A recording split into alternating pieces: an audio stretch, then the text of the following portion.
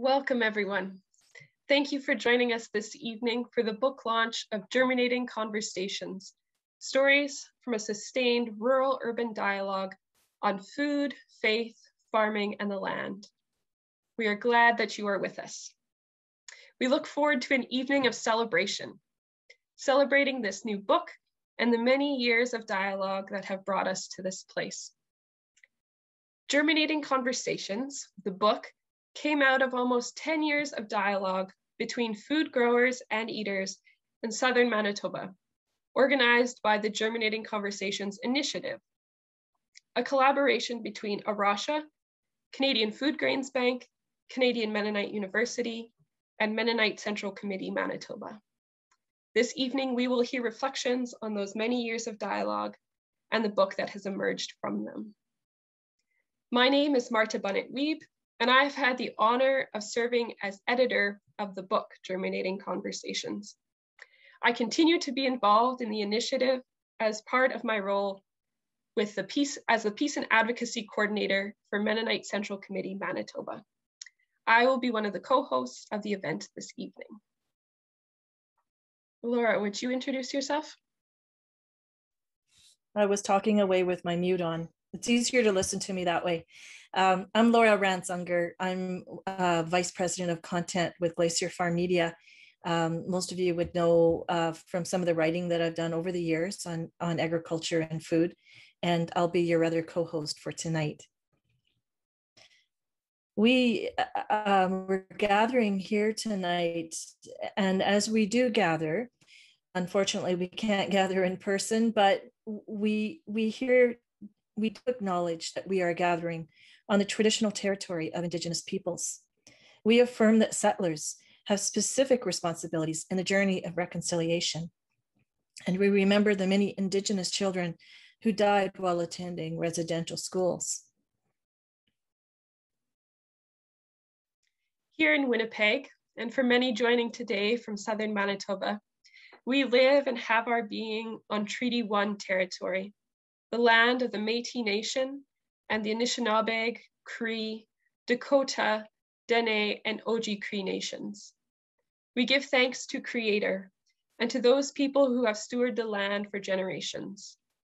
We are grateful for the opportunity to live, work, and worship here as we seek to live into right relationships with our Indigenous neighbors and all of creation. Just a few notes on Zoom etiquette. We ask that you keep your audio muted throughout the event. We will be having a Q&A time later on. We ask that you submit your questions through the chat function, and we'll give some more details on that later. And just a reminder that this event is being recorded, so feel free to turn off your camera if that's more comfortable with you. So this evening's program is, you're going to hear a little bit of background from Marta and myself. We'll have a short video montage with reflections from some of the participants in the process. We've invited 2 speakers to join us tonight to share, followed by a time of question and answers with the speakers and the co-hosts. The evening will close with a response from our designated listener, Roger Epp. So before we get started, Marta and I thought it might be helpful to take just a few minutes to talk about the context of how all of this came to be. The roots of Germinating Conversations as a process go back almost 20 years, in actual fact, to 2002. Personally, and the only reason I mention this is 2002 for myself was a time of huge disruptive change. It was a time when I thought everything I knew about my life and where I was going was rather abruptly adjusted. And I mention that because in the midst of everything that was going on, I recall being invited to speak to a conference in Osler, Saskatchewan. And I remember thinking, I don't really have time for this. But there was something about the name of that conference, Making Peace with the Land, that told me that I had to go. I think that some felt that that conference didn't accomplish enough, but it was enough to start a conversation 10 years later, at a time when people were perhaps more willing to hear. In over the time that I've been in journalism, I've seen many times where ideas surface and stall, until one day people are ready to hear. So never think that because the door didn't open when you were knocking, that it won't open for someone else who is knocking in the future. Just to quickly recap what was going on in agriculture and food a decade ago when Germinating Conversations began. 2012 was a time of historically high commodity prices, but there was still a prevailing sense of crisis in the farming community after decades of poor returns. Farmers were being encouraged to get big or get out. Farm youth were actively discouraged from thinking about farming as a career. Rural communities struggled. Climate change was a hot topic for debate. Was it real or was it not? Today, the debate is over what we need to do about it. The forces of globalization, and they were manifesting here in Manitoba as much as they were elsewhere in the world. Those forces seemed relentless and unstoppable. We were in the midst of a social media revolution. Many of us were blissfully ignorant that things like Facebook and Twitter that were fun and we felt connected us. Many of us didn't realize that those mediums could also become instruments of polarization, misinformation, and disconnection. If someone had told me in 2012 that Donald Trump would become the president of the United States, I would have laughed. But Trump, like Brexit, the departure of Britain from the European Union, and many other things that we've seen happen are manifestations of a much deeper backlash from those who feel disenfranchised by modern economic and trade policies. The polarization between consumers and producers was deepening. Consumers were asking hard questions and not getting the answers they needed from food producers. Ethical eating was becoming more of a thing, and people were allowing their values around the environment, social justice, and animal welfare start to guide their food choices. Farmers, already isolated because of the decline in rural communities and rural depopulation, were feeling even more marginalized and attacked by those who were critical of how they produce food. There was and continues to be concerns over the mental health state of people living in rural communities. Churches remain one of the few organizations left in our society with the potential to bridge that urban-rural gap.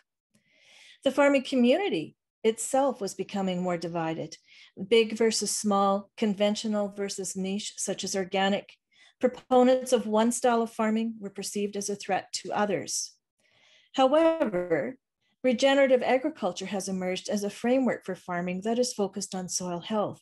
Just like churches can help bridge the gap between urban and rural, regenerative agriculture offers an opportunity to connect farmers from all farming systems. Now, here we are in a pandemic with our COVID haircuts, and we're sharing a global event that has many of the same roots as climate change. For those of us who are eternal optimists, it may be actually a catalyst for positive change. We have learned over the past year and a half that we can collectively change our behavior. Our choices do make a difference, and there are hopeful things for us to focus on. But it starts first with finding that common ground through conversation. I'm grateful for the opportunity to be part of this, and I hope it continues. Marta?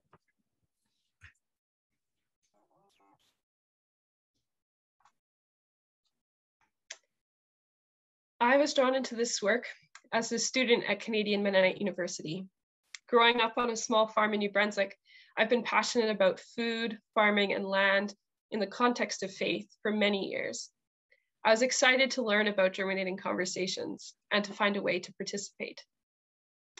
So I became involved through my practicum, and during that time, my role was to listen and to reflect on the many years of dialogue. As part of that, I pulled together materials from past events, transcripts, email conversations, presentation notes, appreciating the diversity and wondering what could come of all of it. These materials became the basis of the book. So the book is firmly rooted in the stories of eaters and farmers and their conversations on the topics of food, faith, farming, and the land. It includes stories of stay-at-home dads, working moms, CMU students exploring farming, and the CMU chef, reflecting on how they each make food choices. It captures stories from farmers, those farming 7 acres and those farming 5,000 acres, and everywhere in between, as they reflect on their farming practices. It also includes transcripts of dialogues and reflections from scientists and theologians, and it goes on. So only after spending time with these rich stories did I begin to imagine what might be added to this collection to enrich the telling of the Germinating Conversations story. The Germinating Conversations story is about the rural-urban dialogue on these topics. It is also a story of an emerging process of how to have these difficult conversations. In reflecting on the years of dialogue, 3 practices have emerged that characterize the process of germinating conversations: the practices of listening, discerning, and dialoguing. Listening well is hard.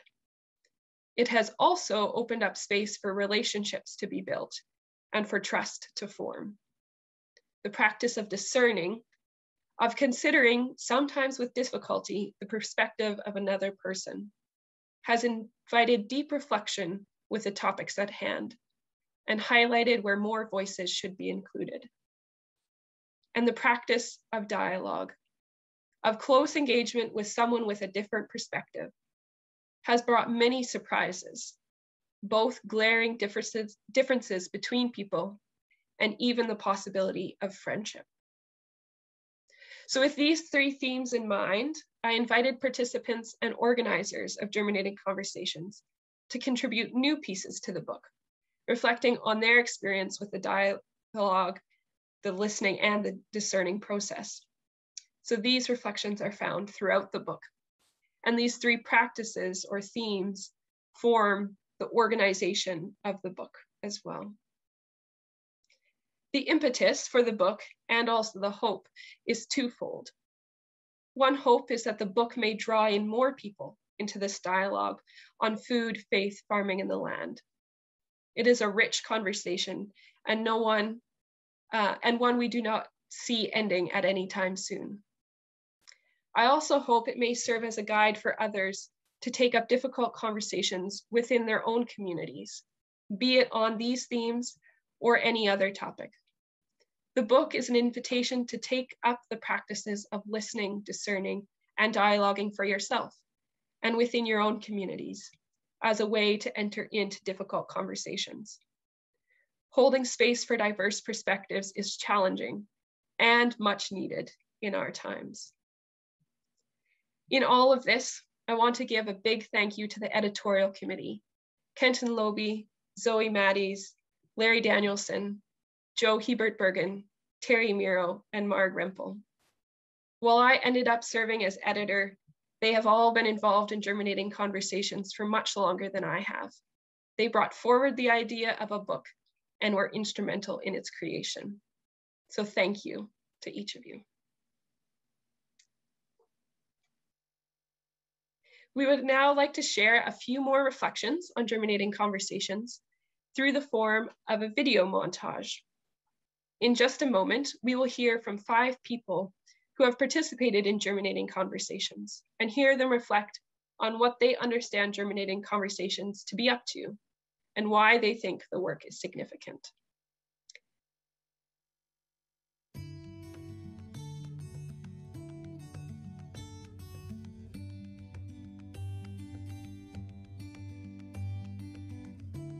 The main thing that Germinating Conversations is doing is to bring together people who probably wouldn't otherwise come together.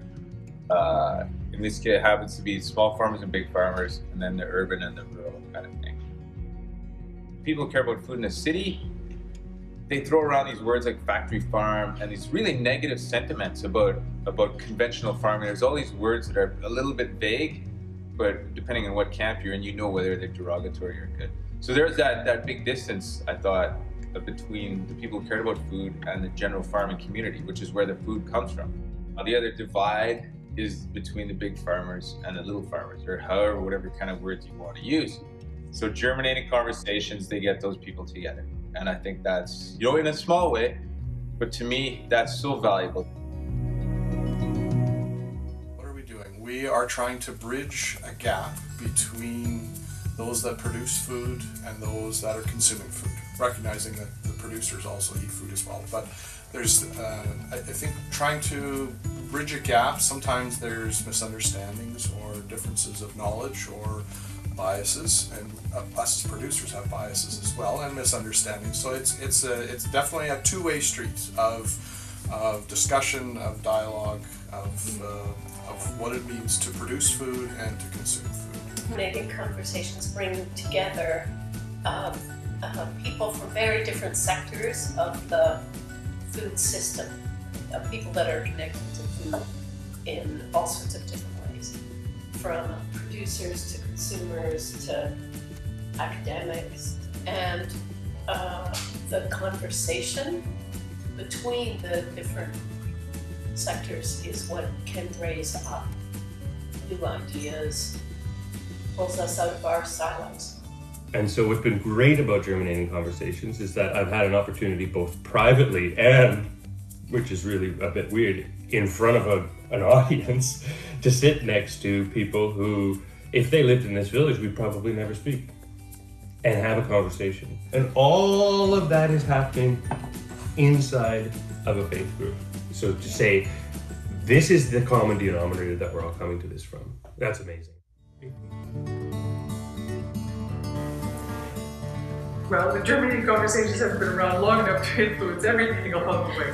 What I've gained from it personally, I think, is in increasing respect and appreciation for the diversity within food production. It's been really a healthy thing for me to be able to sit together with people who farm very differently and have open conversations. And it's not about like agreeing to disagree, whatever the heck that means. It's about agreeing to talk.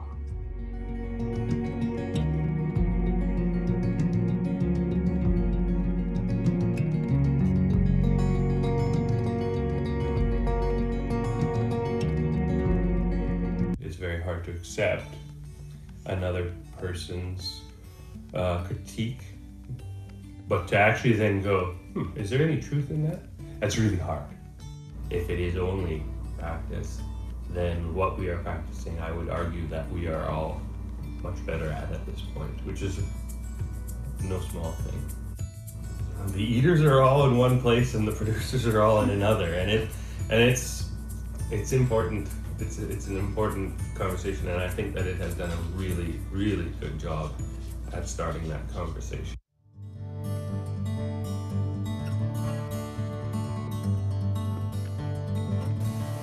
And I appreciate that it's ongoing, and I'm not of the mindset that, well, we'll have this conversation, it's over, done, and it's finished. It isn't, right? It's something that will go on as long as life on earth, right? We all need food to nurture and sustain us every day, or almost every day, and that conversation will continue. But if we can figure out some ways in which we can enhance that conversation or facilitate better understanding between participants in the conversation, I think those are all positive things.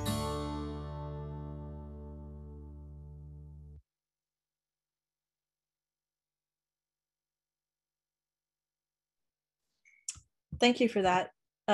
It just makes you realize how important it is to have safe places to have conversation. We've invited two people to share with us their experiences live tonight and insights they've gained from being part of the Germinating Conversations process. Doug Dick farms a mixed grain farm together with his brother-in-law and nephew in Plum Coulee, Manitoba. Doug also enjoys motorcycling, reading, and photography. He and his wife Pearl attend Covenant Mennonite Church. Our other speaker tonight is Joanne Thiessen-Martens, an agroecologist who has worked in and studied sustainable agriculture for over 20 years. She lives in Winnipeg with her husband and 2 children. Each person will speak to us for about 5 minutes or so, and following what they share with us, we will move into a time of questions and answers. If questions come to mind while they're speaking, I'd invite you to send them as a private chat to Zoe. You can see Zoe on your screen, or you can find her, Zoe Mattis. She will be moderating the question and answer time. If you open the chat near the bottom of the chat bar, just above the text box, you should see an option to send the chat to everybody or to click on an individual person. Please select Zoe Mattis. Doug, we'll start with you and then we'll follow with Joanne. Thank you. It's picking up. Okay. My name is, as was said, Doug Dick. Marta asked me to respond to several questions in an email. 4 of the questions were, what has been your experience and your learnings from your participation with Germinating Conversations? 2, why is Germinating Conversation important? 3, what has inspired you to continue being involved? And 4, what are my hopes for the book and further dialogues? My response is a melding of those questions, and I have 4 points. 1, the way the sessions were organized emphasized the 2 key elements of conversation, speaking and listening. Intentional or not, Germinating Conversations put into practice what I understand to be a native culture or practice called the sharing circle, wherein the person holding the stick is the only person allowed to speak. In our case, it was the assigned presenters who were holding the stick, so to speak. Both the speaker and the listener are respected. There is a time to speak, a time to listen and absorb, a time to debate. The art of dialogue, possibly a model for addressing future potentially contentious issues. Number 2, life, faith, farming, and conversation are never stagnant, are never finished. Change is a necessary part of living, and upon reflecting over the last 10 years, I was reminded of how our own farming practices and the practice of farming have changed, how my own faith has evolved, how the opportunities for conversations have presented themselves because of Germinating Conversations.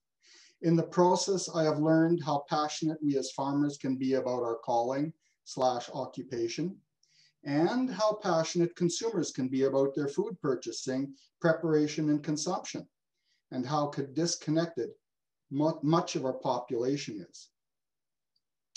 I have once more learned the need to be heard, to be understood, to be respected, and to be affirmed, even if we see and understand things differently. I have also been made aware that just because you are very passionate about something doesn't make you right necessarily. And just because you strongly disagree with me does not necessarily mean you are wrong or my enemy for that matter. Dialogue and respect are essential. As we meet today, my sense is that the disconnect between rural and urban, consumer and producer is still growing, with a few exceptions and some small pockets, I would suggest. I just finished reading a book by Desmond Tutu. In one chapter, he says that Africa has a worldview called Ubuntu. While it is hard to translate into English, he says, it roughly translates to a person is a person through a person. He says that, quote, we need other human beings for us to learn how to be human, for none of us come fully formed into the world, end of quote. I feel that in some small way, Germinating Conversations has been that tool and that exercise in helping us to listen, respect, and learn from each other, connecting us and hopefully making us more fully human. 3, what about the future for this book? Nothing profound really, but as the song says, we've only just begun. I believe this book has at least 2 possibilities. 1, I believe it can serve as an example of hope. Yes, Difficult and contentious topics can be engaged in with respect. These conversations are necessary. Secondly, I see this book as possibly being the seed, a foundation, a conversation starter that germinates into addressing more key issues that await society. The disconnect still needs to be addressed. Just for starters, the words organic and corporate/commercial farming are still loaded phrases with many misconceptions on all sides. What does individual and corporate/community stewardship look like? How does that play into the farming community's fiercely independent mindset? How do we address the hypocrisy of us as consumers and us as caretakers of the land and each other? To me, that's a big one. How do we work with nature, adapt to nature, use nature, alter or modify nature ethically and morally? How about the waste of everything? Food, water, resources, land, people. I believe easy access encourages waste, and in North America, we have access to abundance. How about land ownership and how it relates to our past, our Treaty 1 land? How do we address the well-being of me as an individual and the well-being of us as a community, locally, nationally, and internationally? The response to COVID has exposed some glaring shortcomings, in my opinion. I feel faith, food, and farming tie into all of these topics, and these are but a few. Fourthly, my last point, in this journey of dialogue, may we learn from each other and learn to respect each other as all being small but integral parts of God's miraculously interwoven expanse of creation. He who created you, he who formed you, I have redeemed you, I have called you. Thank you.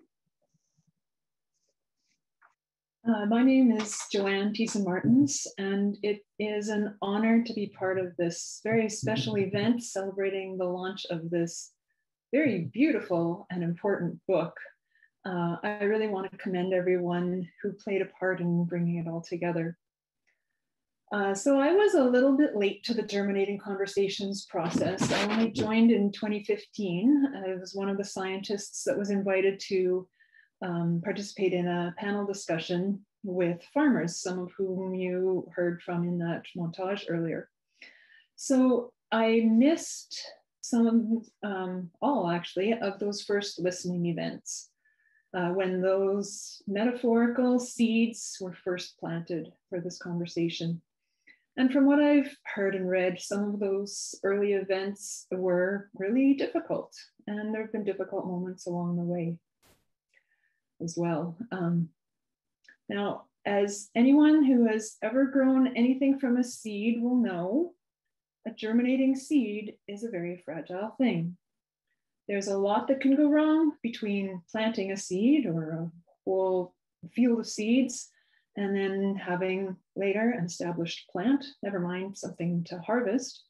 So I also want to acknowledge all those who nurtured those germinating seeds through that critical period when the conversations were just beginning and that whole process was so vulnerable. But while fragile, a germinating seed is also incredibly robust.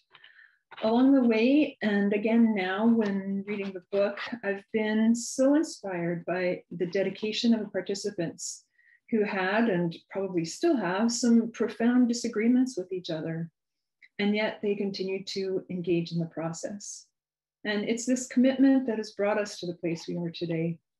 While we might not agree, we all know each other just a little better than we did before.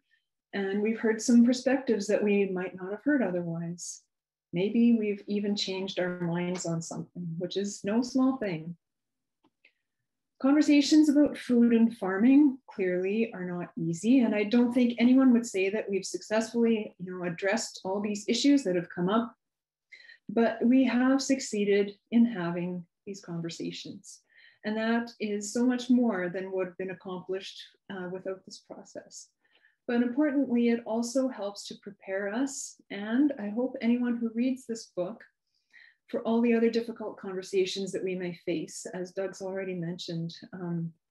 And you know, the list could go on, whether it be theological issues, public health measures in a pandemic, Indigenous settler relationships, or many others. So I hope that this book can serve as an example and a reminder of what is possible when we commit to meaningful conversations. I'm the first to admit that I'm not really a great conversationalist. So as I think about the future of this book and future dialogues, I've been thinking about some hopes for myself in becoming better at this. Perhaps some of these ideas will resonate with you as well. So first, I hope to ask questions out of curiosity rather than out of judgment. And the flip side of that, I hope to receive questions from others, assuming that they are asking out of curiosity rather than judgment. Easier said than done, I think. Second, I hope to gain a deeper appreciation for the diversity of thought and experience that exists in this world, and try to refrain from overgeneralizing what I think I know about people. It is all too easy to lump farmers or eaters or anyone else into categories where we think everyone is the same. But when we actually listen to each other, we find that each individual's perspective and circumstances are a little different or very different. For example, each additional farmer that I get to know helps to round out my understanding of the complexity of farming and why farmers do the things the way that they do. No two are alike. My third hope has to do with change. Sometimes I think it is enough to simply understand others' perspectives better. But often we hope for change too, maybe personal growth, or for improvement in others' well-being or our own well-being, for healthier soils and ecosystems and people. So I do hope for change, but I also want to remember that change is hard. Changing our minds is hard. Changing our actions is hard. I think often we don't recognize that many so-called choices that people make are at least partly products of their circumstances and societal factors, and that making changes requires so much more than just choosing a different option one day. That said, change is possible and is easier when we have supportive communities and positive relationships with people who think differently from us. If a suggestion for change comes from someone we don't even know, we are not very likely to be receptive to it. But if it comes from a neighbor, a colleague, a customer, a supplier, a curious citizen, a friend, then we can have a conversation and maybe even change something for the better. Thank you.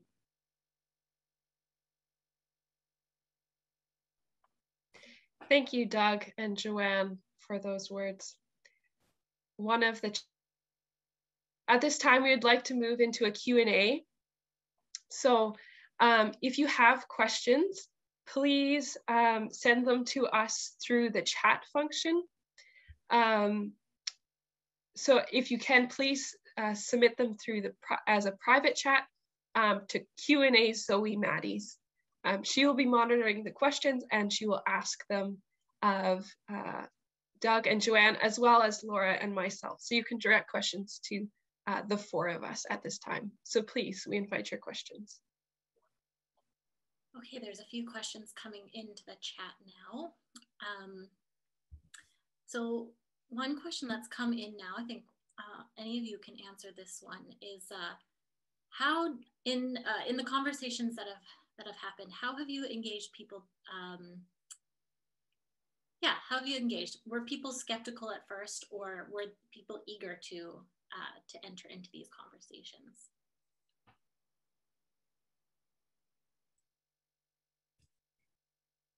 Doug, why don't you take that question? You were one of the participants in the process. You're on mute. You have to unmute yourself. Yeah.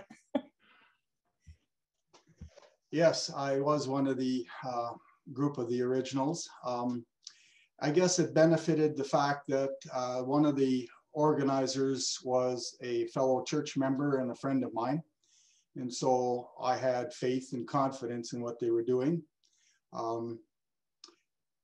But I think I've always, whether it's been verbalized or not, but I felt the disconnect growing between farmers and the urban crowd over the years. And I have always felt the need that there needed to be some form, some format in which we could bridge that divide. And this sounded like it had some possibilities. And so I thought, if my participation could possibly sow a seed, so to speak, then I would be willing to participate, and hopefully it would start something good. And so the hesitation wasn't doing anything public, and whenever you speak, and if it gets recorded, that's a little bit unnerving, as Laura, you would be very familiar with, but you have to overcome that fear, I guess, in anticipation of something good coming out of it. Thank you. And I would just offer that from my perspective as a journalist, so much of what we do in journalism, in storytelling, depends on conflict. There always has to be a tension. There's a he said, a she said. This process from that perspective or through that lens was not a satisfying process, because it was a disciplined process that allowed everyone to speak and allowed everyone to be heard. But there was not, the scene was not set or allowed to become or deteriorate into an argument, because it was, the point of it was that people could hear each other and you had that safe place. And there are so very few places left in our society where people can go and have an open conversation that's safe and not feel that they're going to be attacked. So I think that was the very important and strategic part of this process. And I credit the organizers tremendously for the effort they put into accomplishing that. That was no easy task. Okay, we've got many questions coming into the chat box, so I apologize, we won't be able to address them all, but there's many good questions. This one for both Doug and Joanne as former participants. What is something that either you have learned through Germinating Conversations or that you have changed? So is there something about a farming practice that you've changed, or have you learned something about, what was it? From the farmers or the different scientists that you've been involved with over the course of these projects? Mm-hmm. Yeah, I've, well, as I kind of alluded to in my sharing, I've learned so much about different farmers' ways of operating and their priorities, why they do things, what they love about their farming approach. So like in my, I come from a farm, but now I'm an urban person, and I work in agricultural research with a kind of a, at that time, especially with this quite a niche community of, I was working mainly with organic farmers. So to hear the range of experiences was so enlightening for me, even as someone who has, a good basic understanding of agriculture. So yeah, it expanded my thinking so much about farming and food systems. It was really valuable. I think for myself, it's a little bit hard to say whether Germinating Conversation was instrumental in it, but in the change, but I would say it is definitely a contributing factor. I look at our farm, and when I listen to the broad cross section of farmers, and we were all very passionate about the style of farming we were involved in.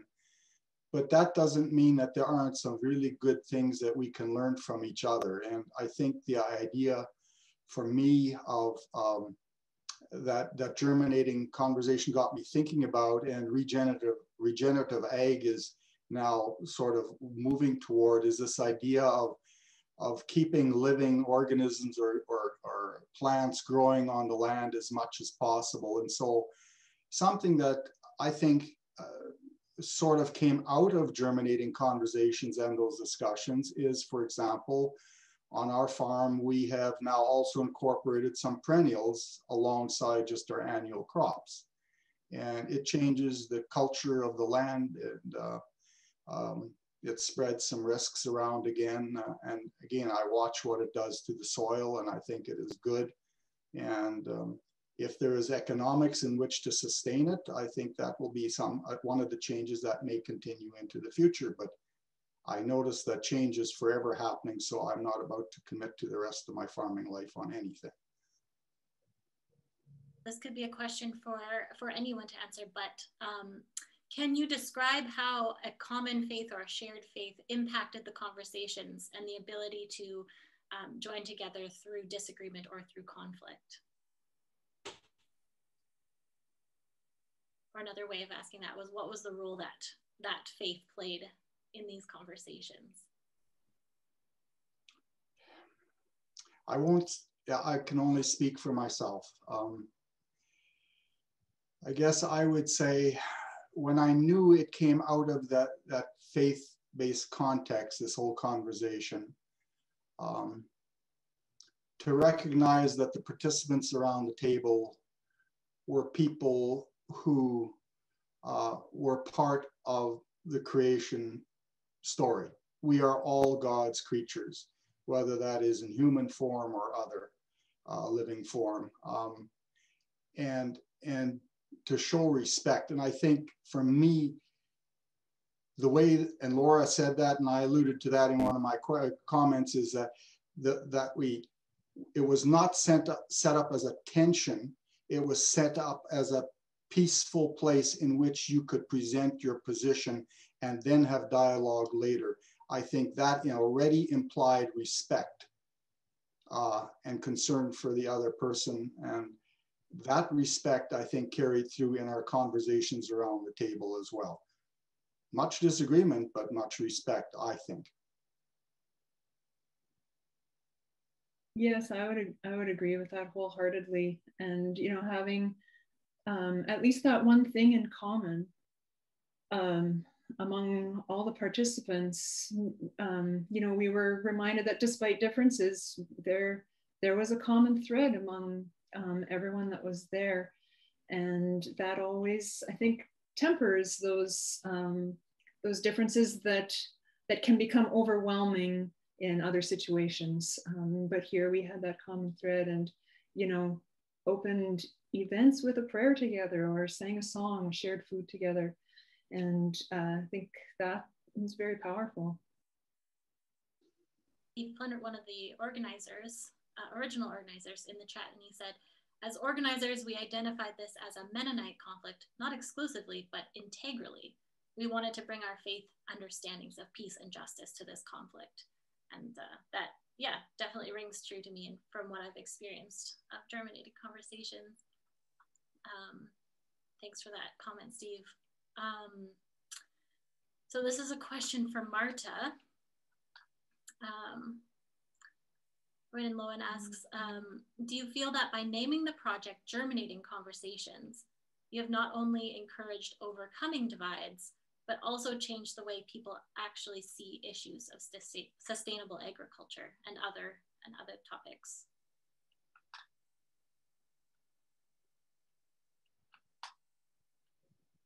Would you repeat the question again?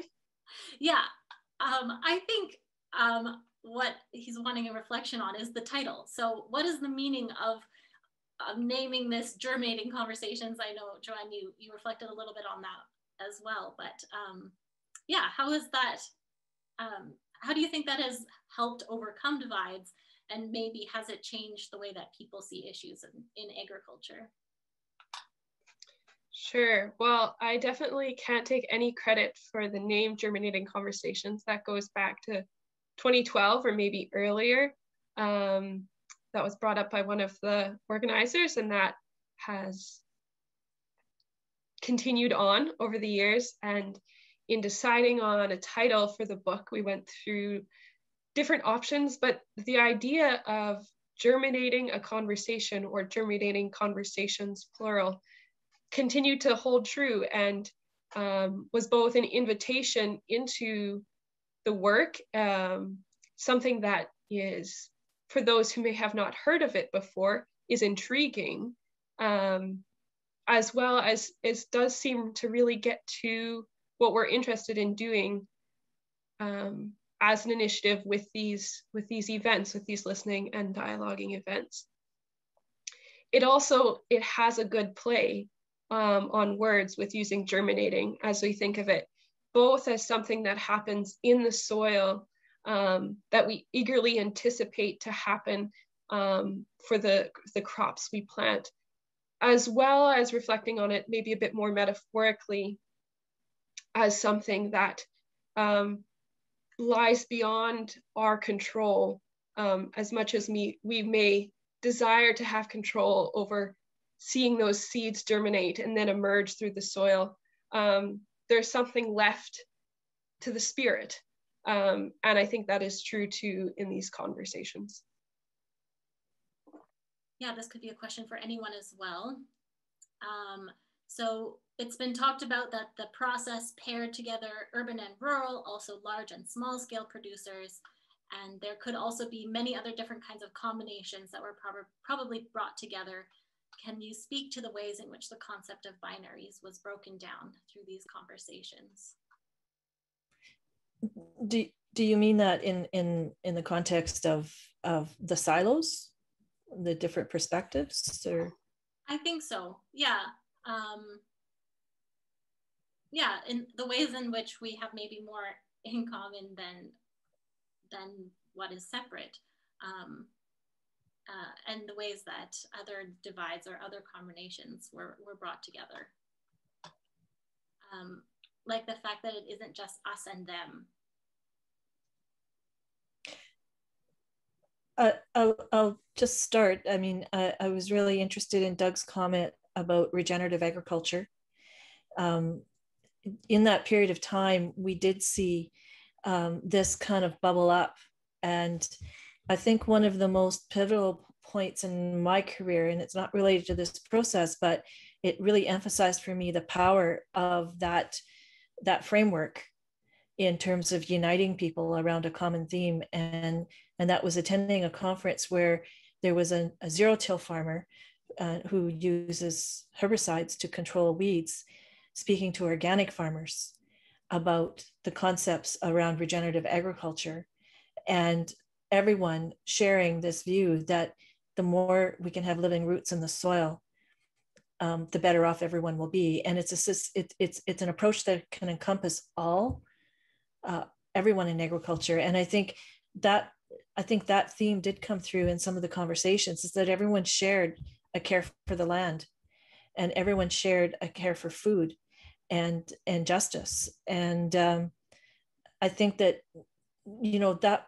probably surprised a few people who came to these meetings expecting there to be conflict, and not expecting to agree, and not expecting to find commonalities.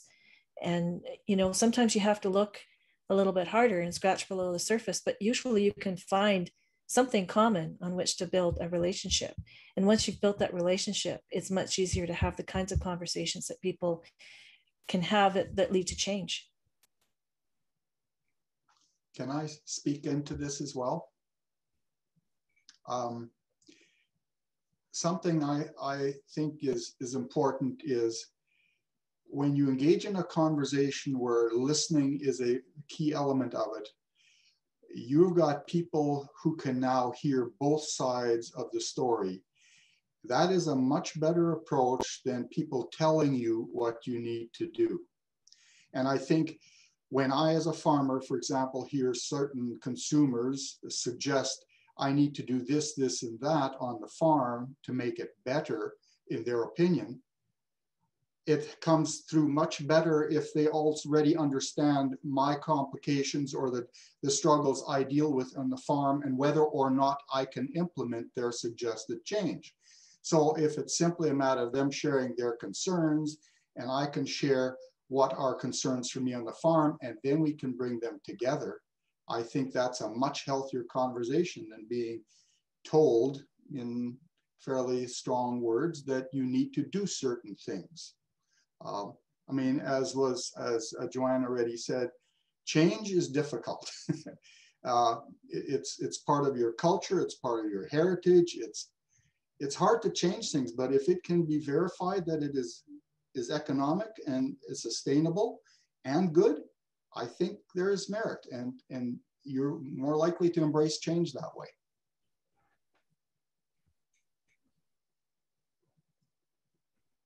Another thing I think that was really well done, I think, and part of the process was the range of farmers that were included in the events. And I appreciated reading again in the book in Mark's article that's written there about how all the different kind of labels that get applied to agriculture, it could be applied to different parts of her farm, you know, from, you know, organic to free range to conventional to, you know, I forget, she had a long list of different labels, and that, you know, people like that and people like most farmers don't fit neatly into one certain box where, you know, everything they do conforms to some certain stereotype that people have of a particular type of farmer.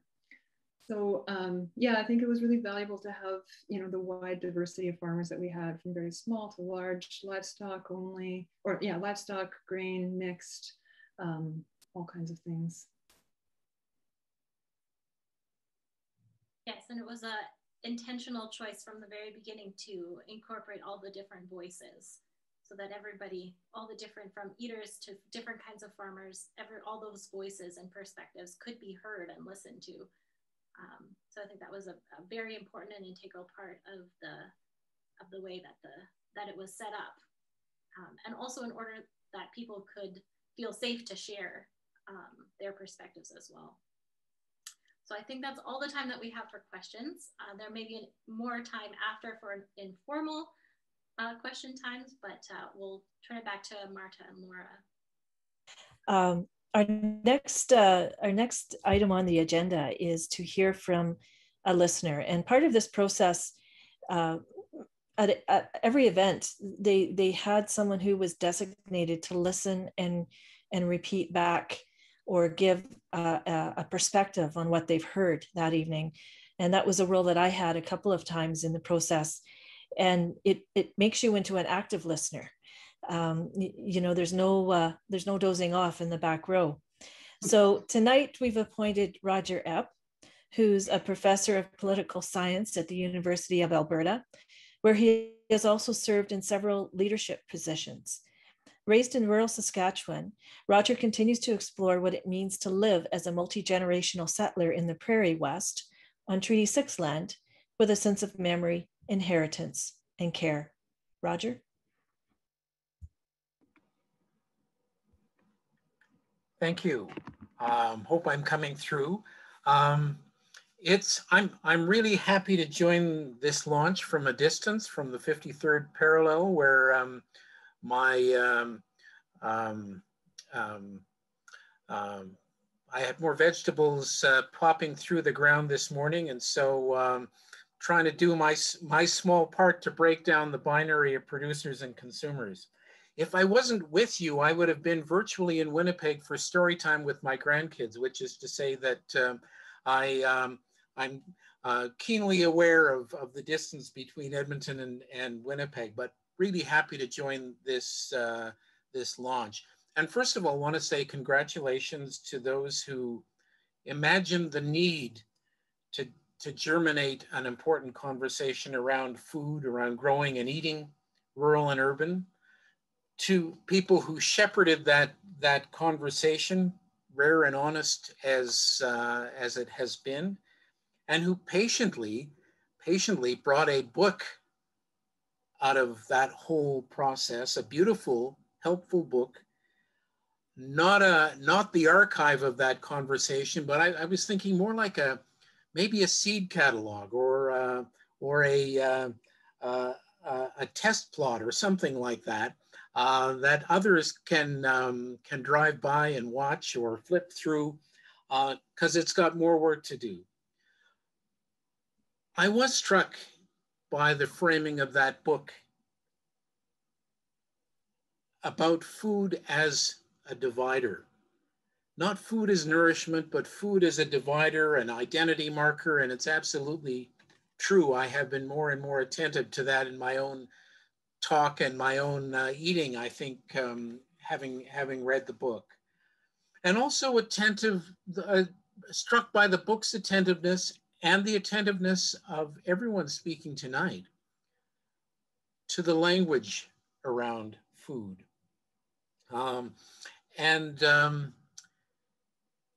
So was intrigued to hear Joanne speak, for example, of curiosity rather than judgment. And to hear Doug speak of respect, connection, and affirmation.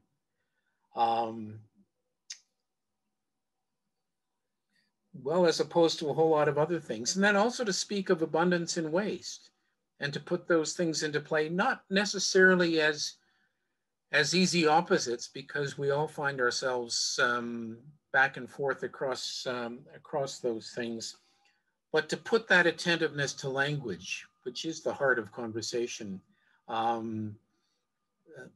really to put it to work. I used to say that every farmer I knew had a speech to give to a city audience, a speech that had been nurtured in all kinds of quiet time and field work, whatever it was. I'm not sure the reverse was ever true, that a whole lot of urban eaters have been nurturing for a lifetime the speech they would give. But I know that farmers lots of farmers have a speech like that, and I think we heard just bits of Doug's version of it, much modified, I think, by that process of conversation, but still real. And I think one of the other things, cumulative things about reading the book, was just to be reminded of how farmers do feel embattled, on the defensive, having survived a sector that probably has experienced more change. People don't know this, more change than just about any other sector, where it feels like if you're a survivor, it should be worth something, but all of a sudden you're caught in the middle of all the food identity stuff and that kind of polarization. If you're a farmer, you do your work in public, whether you like it or not. And so it was delightful to hear that this process has been a trustworthy forum for that kind of conversation. I was at Osler in 2002 with Laura, and I agree, we didn't have nearly enough farmers on the podium. But it's nice to hear that after a long time, something else came of that.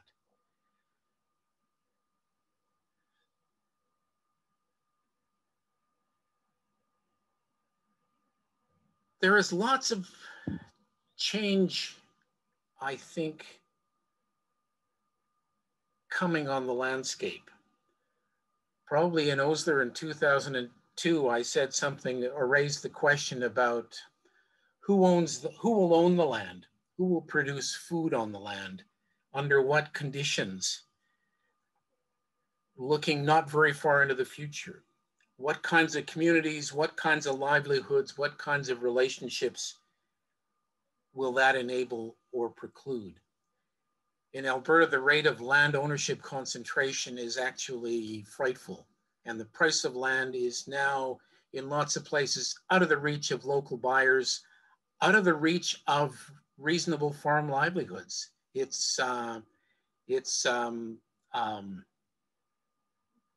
Well, it's precarious. And so there are questions about who will farm the land in future, and future is not very far away here. And I think in a way that question hung over the conversation, and you can hear it echoed even this evening. And add to that the question of how we talk about land and reconciliation. It was great to have the treaty land acknowledgements at the front. I sometimes worry, and I've had conversations like this recently, that it's too easy for people who don't have a strong relationship to land to imagine that somehow farmers have a responsibility for reconciliation and reparation that other people don't, because they still do have a relationship to land. And so I'll enter that as, well, just maybe it's a place where this conversation continues to go, because those questions won't go away. I liked what Joanne had to say about the trust that comes in speaking with people you know, or how coming to know people in a way comes before tough conversations. And I like the spirit of the conversation tonight has been terrific. I like the point made toward the end of the book as well, about it being not simply a matter of who's right, but who's together. Not just who's right, but who's together, who's in the room, who's at the table, which reminds us of the significance of eating together, which let's assume is something that we will do again in due time. So I have no more food metaphors to go with the title of the book, but want to congratulate again those involved in the conversation and the book, and those who spoke this evening as a way of continuing that conversation and starting to put the seed catalog in circulation. Thank you. Well, thank you, Roger. And thank you to Joanne and to Doug and to you, Marta, who showed a tremendous amount of patience and perseverance in probably something akin to herding cats, pulling this all together. And it really is a wonderful book, and it needs to live in our living rooms and be something that we pick up and refer to frequently. It's a treasure. And thank you to everyone who took time to attend tonight. It's so unfortunate we're not able to do this in person, where we can literally gather around the coffee. But we do have an opportunity to share after the formal presentations are over. Just a note for those who are wondering if you haven't got a copy of the book, where you can get one. It is available through the Common Word Bookstore and Resource Center. So there's a link to their website found in the chat. It was easy to find. I just Googled it and it came up. Just Marta has a few words in closing, and then we'll go to an informal coffee time. Thanks, Laura. We are so grateful to each of you for coming out this evening, for joining us here. We'd like to wrap up the formal part of our evening very quickly here, but we would like to have a virtual coffee time together, a time of informal conversation, kind of mimicking that time after a public event where we would stand around with refreshments and just chat. So we're going to take a break for maybe about 3 minutes. We'll invite you to get a coffee, or perhaps it's an iced coffee if you're in southern Manitoba and looking for some way to cool off. So I'll invite you to If you like, step away from your computer for a few minutes. And if you're interested, come back and join us for the virtual coffee time. No pressure if you want to go out and enjoy the last bit of this evening. But if you're interested in informal conversation, come join us here in just a few minutes. And as noted in the chat, there's a poll. So if you would provide us with the topics that you would be interested in seeing for future events, we'd greatly appreciate that feedback and look forward to seeing you at those future events. So thank you again to all of our participants and for all of you coming out. Thank you for your excitement about this and your ongoing interest. Have a good evening.